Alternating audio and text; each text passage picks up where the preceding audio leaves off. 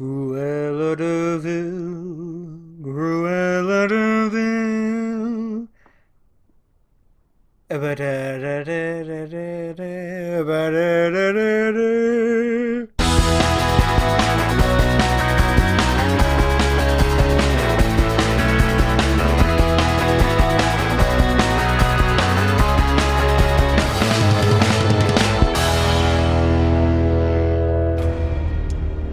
From the very beginning, I realized I saw the world differently than everyone else.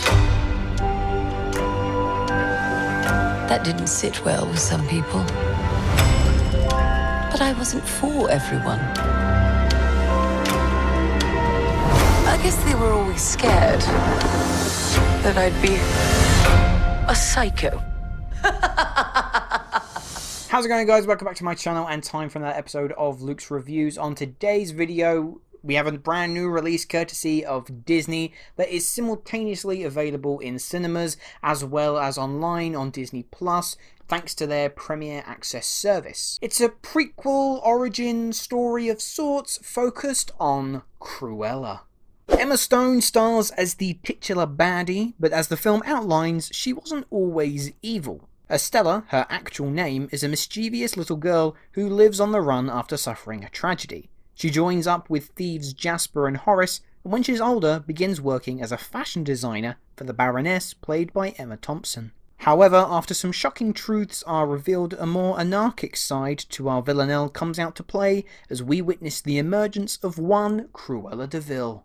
Initially, I didn't think this was needed. The reports came through about Disney working on a live-action prequel to 101 Dalmatians with Emma Stone set to star as Cruella. And whilst I love Emma Stone, I just don't think anyone was asking for an origin story of that character. But then I thought of Joker, a film that I had very similar feelings towards going into it, and then lo and behold, I end up absolutely loving that film, so I went in with an open mind, although the trailers, I sat and watched them, and I just had no idea who this film was kind of being aimed for. Now, after seeing Cruella, I can say that I am pleasantly surprised by the movie itself, although some of my preconceptions, they're still there. Let's get my negatives out of the way first, shall we? Right. I still don't know who this movie should be geared towards. It's quite a bit darker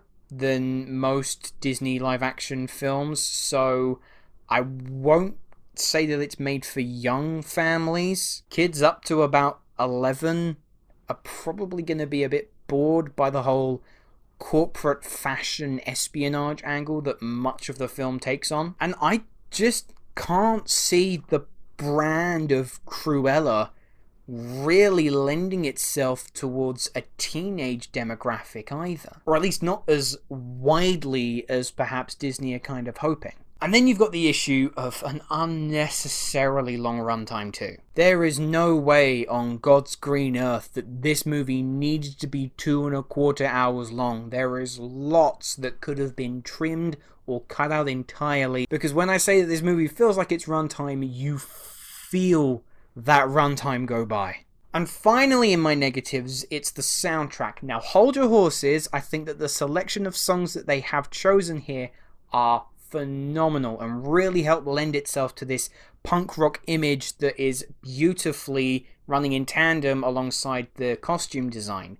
However, I feel like there's a bit too much of a reliance on the soundtrack. There were a few instances in particular where I would have much preferred a score rather than flicking through the songs like a jukebox. However, with all that being said, Cruella is quite a bit of fun. One of the best things it has going for it are two dynamite performances from Emma Stone and Emma Thompson. Both of them totally rip up the carpets and chew the scenery to pieces, really diving in headfirst with these characters, completely going for broke. Stone brings this maniacal and mischievous attitude to Cruella, whilst Thompson unleashes her inner Miranda Priestley from The Devil Wears Prada, reveling in her spitefulness, pretentious nature, and just overall narcissism. I really enjoyed the pairing of Paul Walter Hauser and Joel Fry as Horace and Jasper, and they've got two adorable dogs with them as well that